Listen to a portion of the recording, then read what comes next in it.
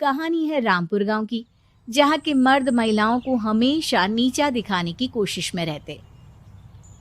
अरे अभी तक खाना नहीं आया, क्या मुझे एक और शादी करने की जरूरत है? नहीं जी नहीं, ऐसा मत करना, वरना मैं कहाँ जाऊंगी। खाना लेकर मैं अभी आई जी। गांव की पंचायत में भी फैसले हमेशा औरतों के खिलाफ ही रहते। मैं जो फैसला सुनाता हूँ वो भगवान की आज्ञा होती है। इस लड़के ने अपने मन से शादी करके अच्छा नहीं किया।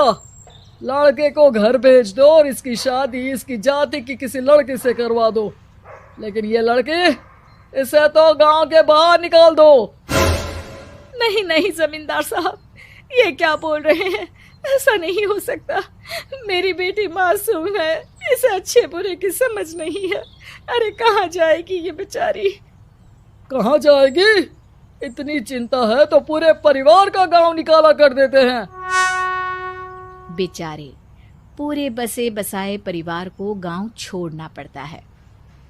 चाहे जो हो, अगर बेटियों को कंट्रोल नहीं कर सकते तो गांव में रहने का कोई मतलब नहीं है। यहाँ औरतों को दब कर रहना होगा। कोई भी अपने हिसाब से कुछ नहीं कर सकता, सब ईश्वर की मर्जी से ही होगा। तभी गांव का एक आदमी दौड़ा दौड़ा आता है। सरपंच साहब, जमींदार साहब, वो कालिया है ना, उसकी बेटी पढ़ने के लिए शहर जा रही है। अच्छा, ये कब हो गया? और कालिया की हिम्मत कैसे हो गई ऐसा करने की? लेकर आओ उसे और उसकी बेटी को। बस फिर क्या था, हाजिर हो जाते हैं कालिया और उसकी बेटी सरपंच के सामने। अरे कालिया, ये क्या सुनने में आ रहा है? बेटी को इंजीनियर बना रहा है तू? और ये बता, गांव में तो स्कूल नहीं है, फिर कहां से इतनी क्लास पास कर गई तेरी बेटी? राधा, जो कि कालिया की बेटी है, उसे लगता है कि सरपंच उसकी तारीफ कर रहे हैं। सरपंच जी, मैंने ऑनलाइन पढ़ाई की है, डिस्टेंस लर्निंग से। सभी में मैंने अच्छे नंबर पाए हैं, जिसे देखते हुए शहर की इंजीनियरिंग कॉलेज में मुझे स्कॉलरशिप मिली है। वाह जी वाह, क्या होती है ये? पहले तो ये बताओ, फिर आगे की बात करते हैं। पूरा गांव राधा की बात सुन रहा था और राधा बोलती जा रही थी। तो ऐसे मैं फ्री में एक अच्छी शिक्षा लेकर गांव में जो कुछ परेशानियां हैं, जैसे बिजली, पानी और इंटरनेट जैसी समस्याओं के लिए काम करूंगी। मैं गांव को शहर से जोड़ने के लिए पुल का निर्माण करवाने का प्रस्ताव रखूंगी। मुझे पूरी उम्मीद है कि जल्द ही हमारा गांव भी तरक्की की राह पर चल पड़ेगा। राधा की बात सुनकर सारे गांव वाले ताली बजाने लगते हैं। सरपंच को समझ नहीं आता कि वो क्या करे। चुप रह नादान लड़की, गांव के खिलाफ जाने के लिए तुझे गांव से बेदखल कर दिया जाएगा, वो भी पूरे परिवार के साथ। और हाँ, अगर ठीक से गांव में रहना चाहती है तो ये पढ़ाई लिखाई छोड़ दे। हम तेरे लिए गांव का कोई होनहार लड़का देखेंगे। तभी गांव का एक आदमी बोल पड़ता है। अरे नहीं नहीं सरपंच जी, राधा बिटिया जो बता रही है, अगर वैसा हो जाए तो हम लोगों को पैसा कमाने के लिए बाहर नहीं जाना पड़ेगा। हाँ जी, और ना ही कोसों दूर पानी के लिए भटकना पड़ेगा। हमारे बच्चे भी अच्छी पढ़ाई कर सकेंगे और आगे बढ़ेंगे, ना कि हमारी तरह खेती करते बैठेंगे। क्यों गांव वालों, राधा बिटिया का साथ देना चाहिए ना। सरपंच देखता है कि गांव राधा के साथ है तो वो चुप हो जाता है। वो घर आकर अपने सलाहकार से बात करता है, जो बहुत ही चालाक किस्म का इंसान होता है। अरे सरपंच साहब, आपको बहुत ही होशियारी से काम लेना पड़ेगा। एक बार गांव तरक्की कर गया, यहाँ के बालक पढ़ लिए तो कोई ना पूछेगा आपको। और फिर ये जो बेटा और बेटी है ना आपके, इनको भी आम लोगों की तरह ही जीवन जीना होगा। हाँ, लेकिन करे तो क्या करे?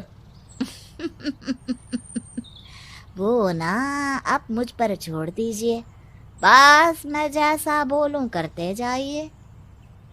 अगले रोज सुबह जब गांव वाले सोकर उठते हैं तो राधा के घर के बाहर और साथ ही वो लोग जिन्होंने राधा का सपोर्ट किया था, उनके घर के आगे लाल रंग से कल आऊंगी लिखा होता है।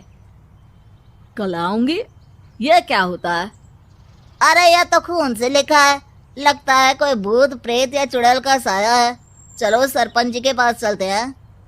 सभी सरपंच के पास जाकर उसे सारी बात बताते हैं। अरे ये तो बड़ी मुश्किल की बात है। चलो मैं एक बाबा को जानता हूँ, उन्हें बुला लेता हूँ। सरपंच बाबा को लेकर गांव के घर के बाहर जाता है। ओहो, तो ये वो चुड़ैल है जो उन लोगों को निशाना बनाते हैं जो गांव को बदलने का सपना देखते हैं। वो गांव को ऐसे ही संपन्न देखना चाहती है। वो नहीं चाहती कि कोई बाहरी यहाँ का कायाकल्प करे।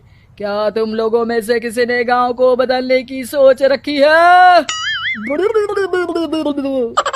तभी राधा की माँ रोते रोते आती है। मेरी राधा घर से गायब हो गई है। अरे कोई तो बचाओ, मेरी बच्ची कहाँ गई?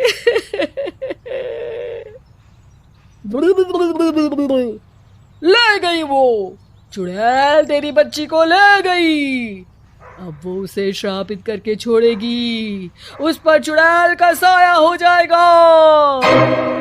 तभी बुरी सी हालत में राधा भी वहां आ जाती है। उसके बाल चुड़ैल की तरह फैले होते हैं और कपड़ों में खून लगा होता है।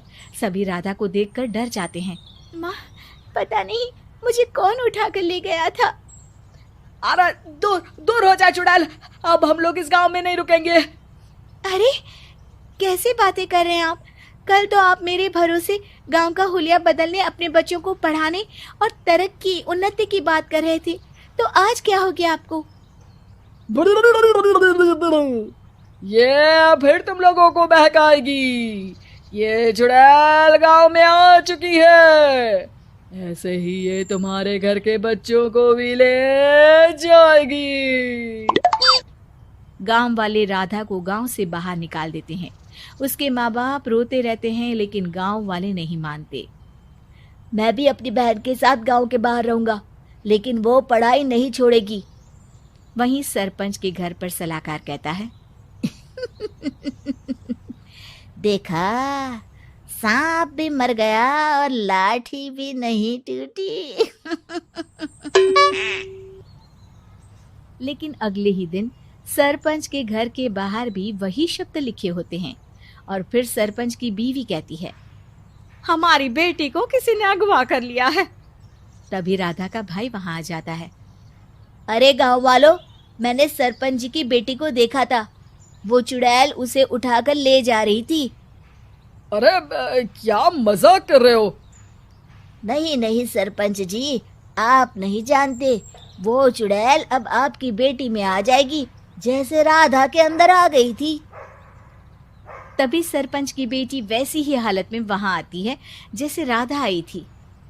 पापा, पता नहीं कैसे मैं गायब हो गई थी। चुड़ैल, इसके अंदर भी चुड़ैल का साया है, मारो इसे। अरे नहीं नहीं, इसे भी राधा के पास गांव के बाहर ही भेज दो। अरे चुप रहो, मेरी बेटी कहीं नहीं जाएगी और चुड़ैल वुड़ैल कुछ नहीं होता है। अरे कैसे बात कर रहे हो सरपंच जी? आप तो बोल रहे थे कि आपका फैसला भगवान का ज्ञान होता है, तो अपने पर बात आई तो अब आप ऐसे बोल रहे हैं। अरे ना ना ना, आपको अपनी बेटी को त्यागना ही होगा। अरे बुलाओ बाबा को। राधा का भाई बाबा को ले आता है, जिसे अब गांव वालों के डर के कारण सच बोलना पड़ता है। मैं कोई बाबा नहीं हूँ, मैं तो मोची था। ये सलाहकार महोदय ने मुझे कहा था एक्टिंग करने को। अब वो मुझे पैसे देने वाले हैं। अब मुझे माफ कर दो। गलती हो गई, मुझे माफ कर दो। तभी वहां राधा आ जाती है। देखा सरपंच जी, जब गांव के बच्चे साक्षर होंगे तो आप जैसे लोगों की चालाकी नहीं चलेगी।